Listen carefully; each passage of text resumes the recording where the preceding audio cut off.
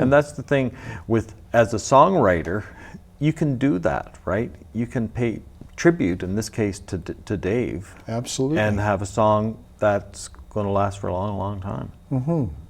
The song written for Michael Bainan, Portrait of the Artist, Right. which I lifted the title from James Joyce. But one of the lines is, I can accept the subtle nuance of a sad song sung as seance. I can see you smiling through this veil of tears. To me, there's no greater honor than to write a song for someone who's gone on.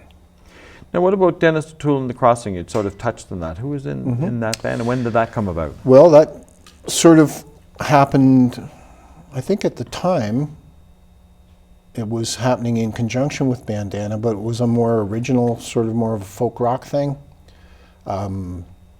Certainly Dave was involved with that, JP on bass, JL on drums, occasionally Joel Reynolds on keys. It was just more of a rock and roll band. I was playing a bit of electric guitar. I had a lovely pair of old Gibson 335s, cherry red, similar to this guitar actually, a 6 and a 12 string, and pumping that through a Fender Super Reverb, making lots of noise, having lots of fun.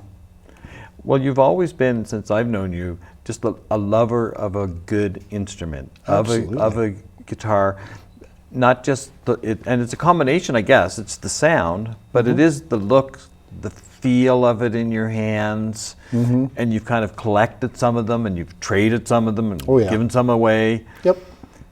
Can you remember some favorite guitars that you've had or still have? That I let those Gibsons get away when I decided I was not going to be a rock and roll star, you know. But I still have a couple of my killers. I have an old Guild D40 that Chris Cuddy got for me years ago. A lot of my guitars came through Chris. He's had untold numbers of guitars pass through his hands. He's got a nose for it.